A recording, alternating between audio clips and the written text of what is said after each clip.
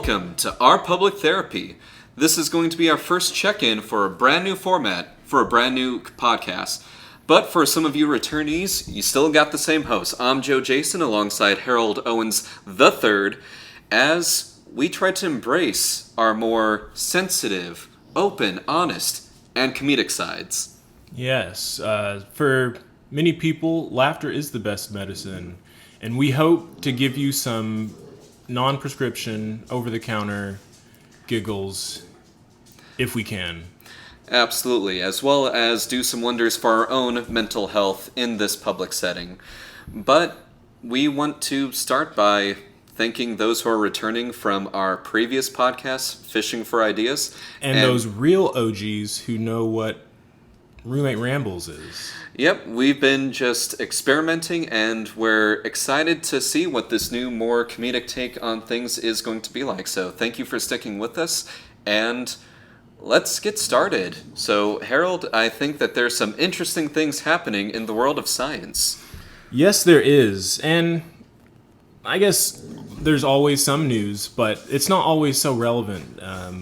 Potentially, we're living through a new Nobel Prize being received by a material science team out of South Korea, okay? I don't want to fall too much into the hype because I'm trained as a scientist, lab chemist, and there you're supposed to be skeptical, infinitely so. Absolutely. Doubt everything, even when you have new evidence that shows that, it's true. Right. Figure out, how could I be wrong about this? Or how could they be wrong about their results? But all that aside, the just consumer and science nerd in me wants this article to be true because the implications of it are pretty enormous just for general consumers of technology, just people living in the modern age, as well as the scientists who could really benefit from some new technologies. I think you've been teasing us enough. Yeah, a little bit of a tease. What is this big Nobel Prize? What did I miss out on making $1 million discovering? Well, there is something of a holy grail in the realm of electronics, right? Electricity, we all know it's like electrons moving through conductors, and then as they're moving, you get some useful work. It's how this podcast is able to be recorded, how the internet works and all that. We love electricity. Where would we be without it? It'd be the dark ages, and you'd have to use candles or lanterns or something. I do miss my candles and lanterns. I mean, it's nice for the ambiance, take a shower, with a candle or two, but it's a superconductor, all right? That's what you missed a Nobel Prize and a few million on. Not just a superconductor, because we have those. Superconducting materials are not sci-fi, far future stuff. We have them. It's just, right now, very unwieldy. It's sure, we can get this material to conduct electricity with zero resistance, essentially no loss. What that means is you can drive electricity through a superconductor without it heating up due to the electricity moving. Even though our regular conductors, like a copper wire, they're very good at conducting electricity, but they still heat up. There's always some energy lost in getting electrical energy from point A to point B. That's partly why electricity is so expensive, because a lot of the energy that you're getting is really just what's left over after all your losses. After the heat gets dissipated and you spend money on cooling lines and doing all this crap, you have what's left over, and that's the useful energy. But in a potential future with superconducting materials, you have much fewer losses in energy in transmitting it. So that's the use of a superconductor. But right now, you need to keep them incredibly cold, impractically cold. Temperatures that don't really exist on the planet are what is currently necessary to keep these superconductors superconducting. And no one has time to keep your entire electrical grid submerged in liquid nitrogen. We just don't have enough of it. It'd be too impractical, and it'd cost more to cool your grid than it saves in having superconductors. So that's all to say that if you could come up with a superconducting material that works just at regular conditions, the temperature that it is here right now in Indiana, I guess, nice summer, we're talking like 20, 30 degrees Celsius. Pretty good. That would be great. A lot better than, negative 200.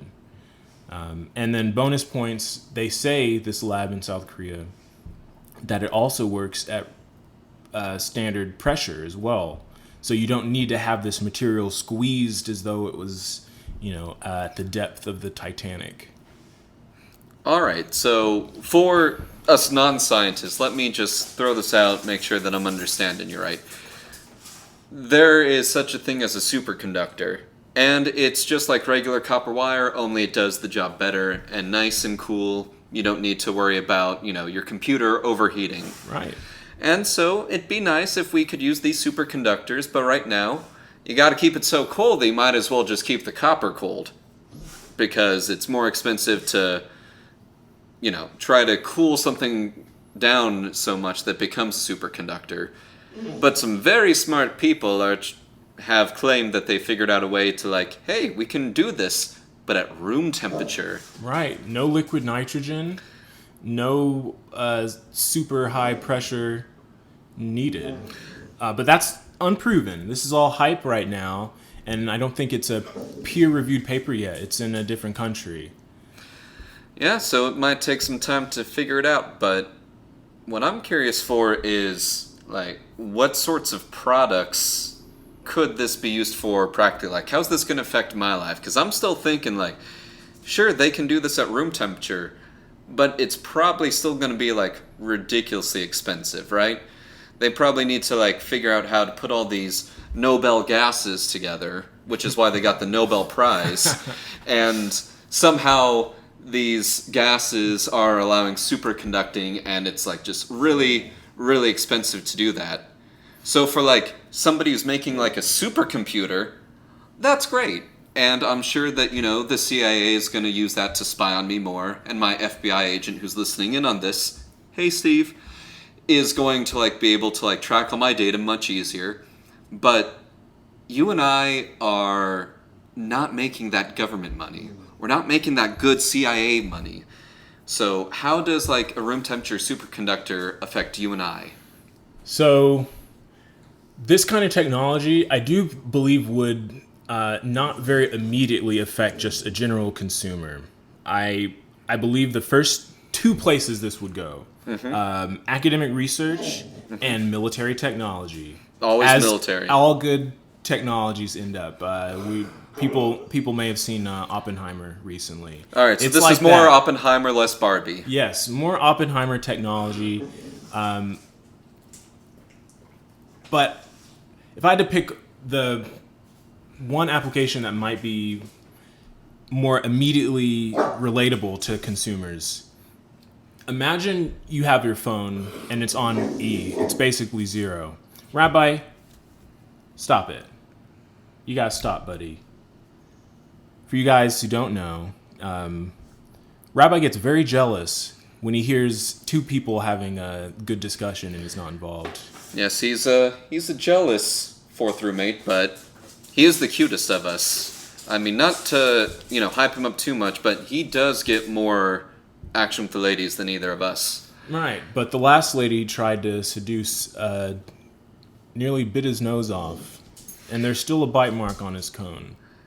Seduction through violence does not work for most people. There's a small niche that absolutely hits, and, not going to kink shame those who do, but I gotta say, they're the minority. Yeah, Rabbi did not consent, and neither did I. But, so, phone charging.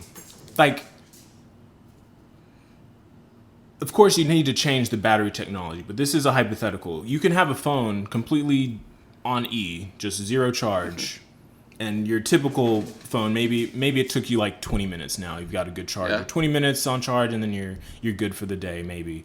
But with the superconducting path between your power source, like the outlet, and your phone, there's really not a limit on how much energy or power you drive through that connection, because it's not going to be heating as the energy goes into your phone. right? That's partly why you can't just charge things as I got arbitrarily fast as you want. So you just super speed charging. That's Right. a potential application. And that goes for consumers. People love that. I would love to go from 0 to 100% battery charge in like 2 seconds. Yeah, but let me cool down your horses for like our phones, because in my professional world, which is oftentimes boring, but occasionally I get to like go into some interesting current event stuff.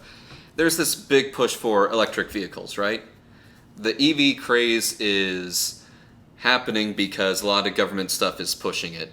And fun fact, we do not have enough lithium on Earth to meet the demands by 2024. That'll be the last year where our lithium production matches what we demand, and then we're going to have a huge shortage because we don't have enough raw materials to meet the demand for it. So you're telling me to invest in lithium futures? What I'm saying is that lithium is going to cause a crash, but we're still pushing for EVs. That's the way things are going. And one of the challenges, though, is like charging stations and the fact that, it's really timely and consuming. It takes you, 2 minutes, 2 excruciating minutes to fuel up your tank in a traditional gas car. But it can take like 45 minutes if you're doing like an electric vehicle like on the road. And plus, you don't have all that many stations, and so you got to plan a trip around, and it's not great. But if we get some of that government money going towards like EV stations as part of our infrastructure, and we got these like superchargers, then that's at least one problem solved. Now, it doesn't solve all these other issues, which is that, and you gotta keep this away from the government, people. So, Steve, my FBI agent, get off for a sec. Give him a second. You create way more pollution creating electric vehicles than you save by switching to an electric vehicle. No. Well, you're not wrong. It's... With the EV thing, it's like we're perhaps jumping the gun. I like hybrids. Oh, hybrids are great. But you're not just jumping the gun, you're like trying to like twirl it around and shoot as you're jumping over another gun. You're jumping while jumping with the gun. You're jumping the gun and doing a backflip. I prefer, like, imagine that you're an Old West, like, gunslinger. You're just twirling, like, that gun around your finger. And you're hoping that, like, you're twirling in such a way that, like, when you stop, you're going to shoot your opponent. But there's a 50% chance you're going to shoot yourself somewhere along your body, because as it's spinning, you're covering yourself half the time. As long as it looks cool. Yeah. I think if you're a gun-toting trickster in the Wild West, if you have like a really, really cool setup, you're dual wielding, just doing the gunslinger tricks. If at the end of all that you shoot yourself, not only would it look very funny, it might also be very intimidating. Yeah. I wouldn't want to fight that guy. Assuming he didn't kill himself. Yeah, I'm just saying, like, you wouldn't need to fight that guy. He shot himself, so he did the work for you. Yeah. And applying that to then the analogy of, the electric vehicle stuff, I think we're shooting ourselves in the process, yeah. But Well, I'm not the one who gets to make big government decisions. But that's in the reality we live in today, not in the future. What if maybe we need to just get all that lithium from the moon, and then it's not a problem anymore?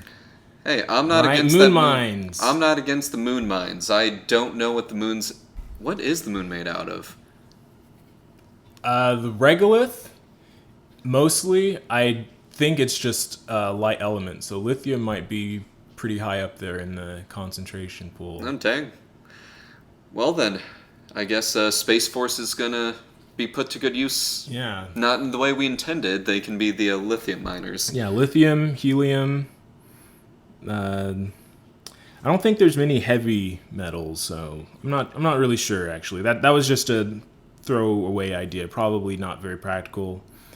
But we may not need as much lithium if we try to move forward with new battery storage technologies, like going back to the superconductors. Heck yeah. There's also a possibility of using them to store energy. I've mentioned just transmitting it from that your would be power to huge. somewhere.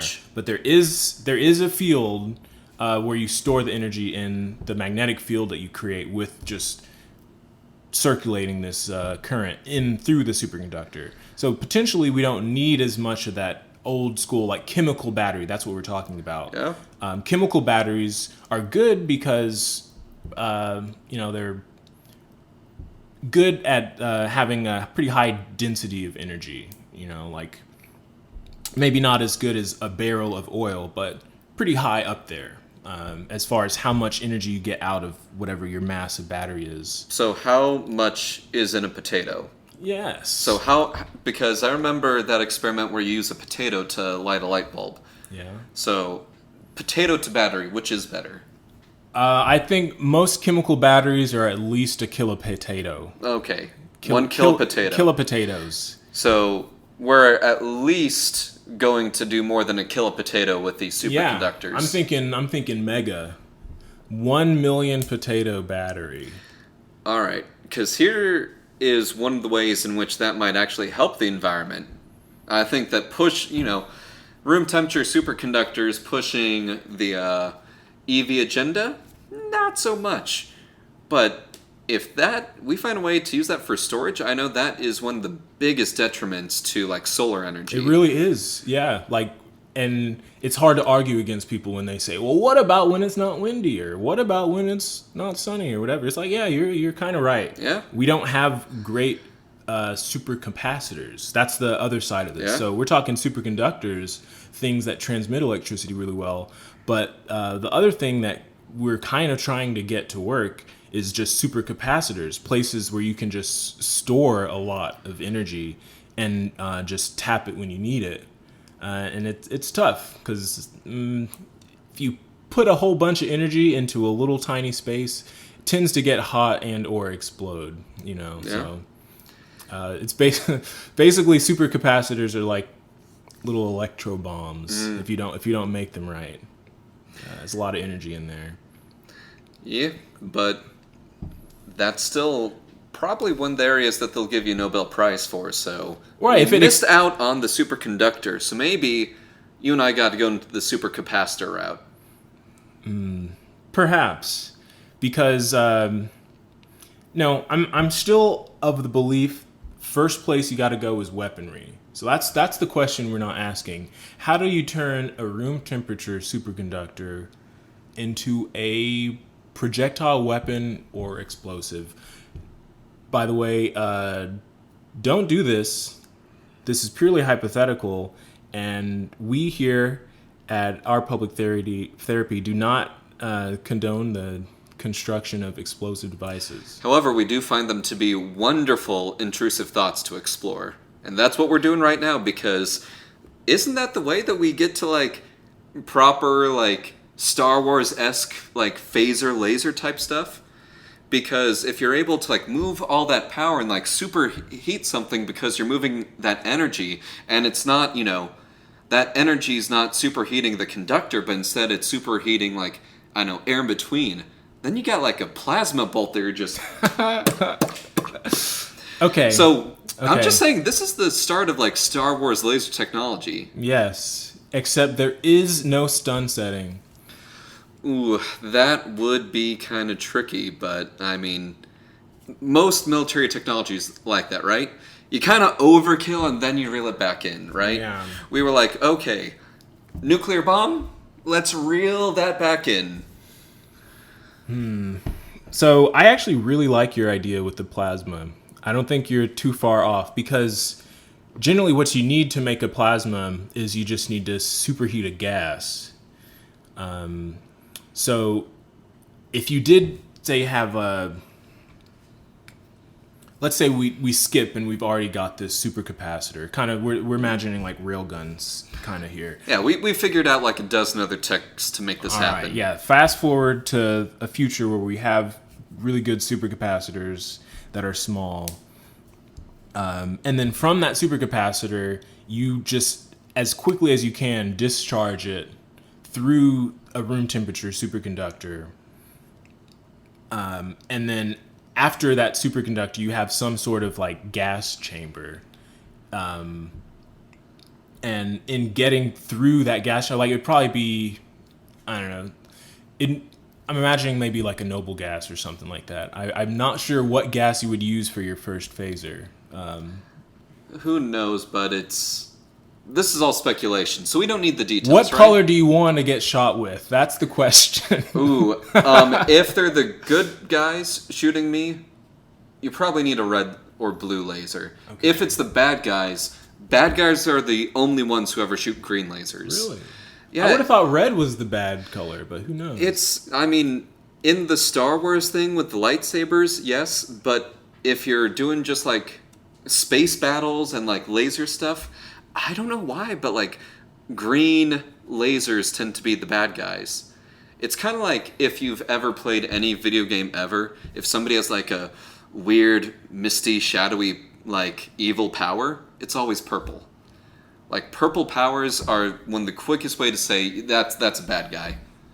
Okay, true enough. In that case, I'd probably make a whole line of them where you've got different gases for different targets, right? If you wanna shoot a red laser, we got a gas for that. You're more into neon, we got those too. Okay, but either way, you would end up superheating this gas, and it gets so hot that the electrons get stripped from all the gas molecules, and that's when you got a plasma, just hot. Well, you got a plasma, particles. but how are you going to shoot it?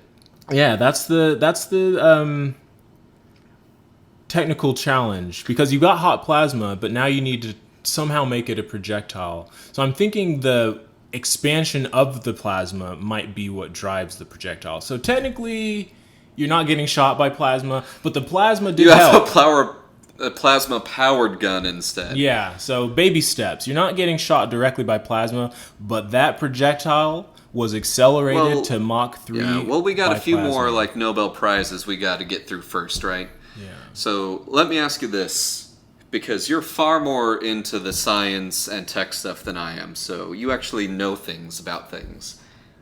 What is the number one technology that's like an instant like Nobel Prize that you'd like to see happen?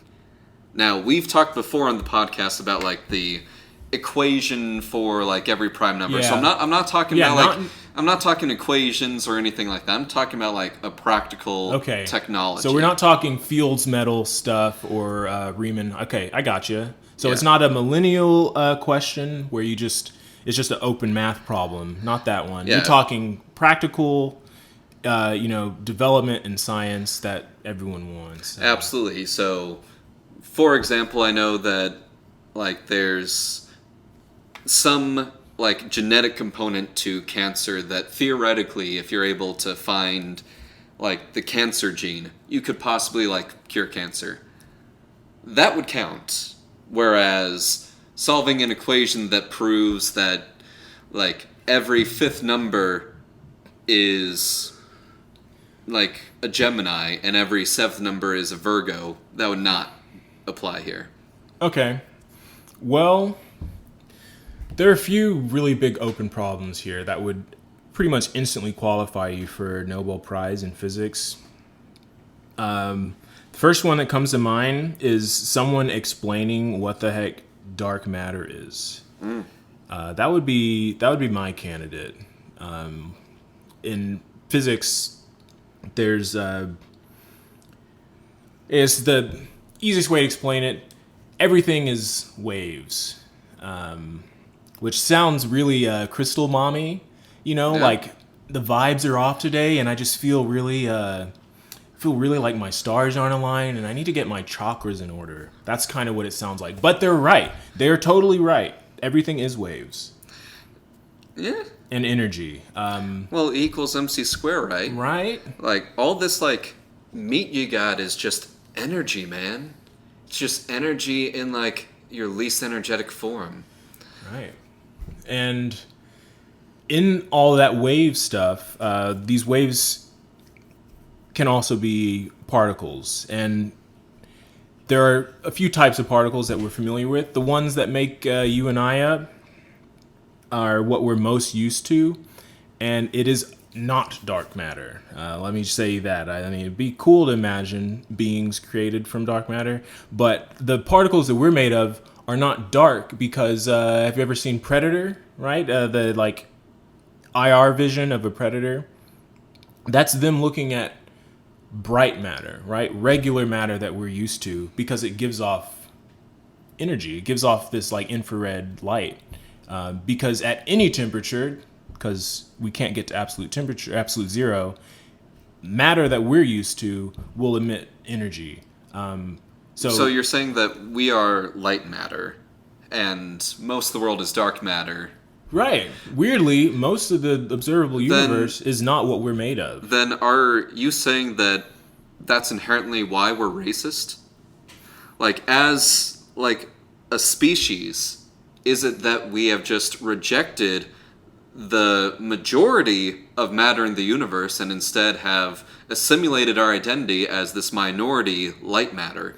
And we're just projecting that into society. You know, physics is a little discriminatory, right? We put all this time and effort into understanding light matter, bright matter, when, you know, there's an unheard majority of particles out there that just aren't being addressed. All right, that's fair, but let me ask you this. Is this statistically validated, like, racism in physics? As in, like, what is the practical use of dark matter theoretically?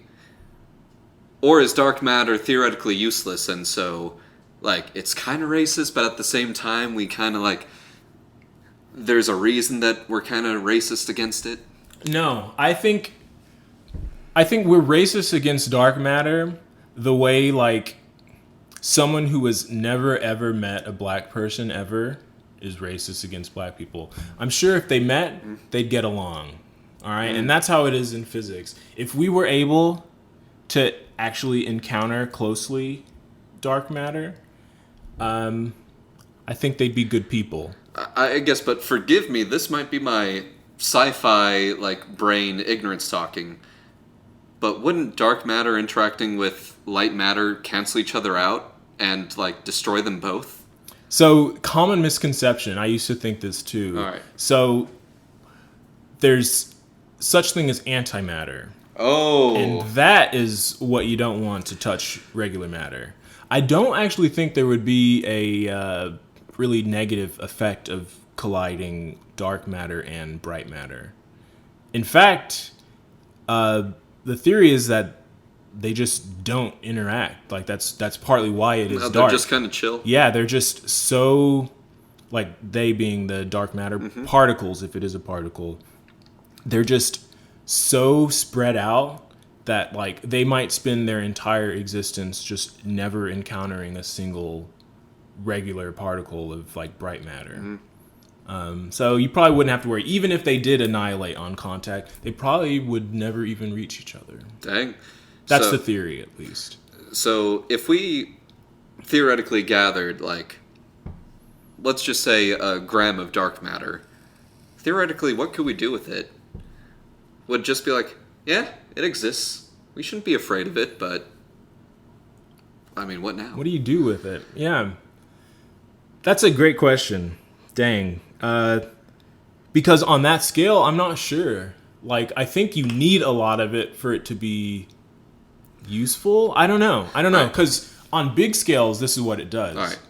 It seems to be the reason that we have kind of ordered structures throughout our universe. Like, basically, if you were to remove all the dark matter in the universe, you wouldn't have stable orbits the way we have right now. Like, our galaxy would not look the same. Our planets would not orbit the same. Our stars would not orbit the same. It's just, dark matter is almost like the stabilizing background for the stuff that we actually care about to move around and interact with. So at big scales, I know what it does. But on small scales, you're talking like a vial of the stuff.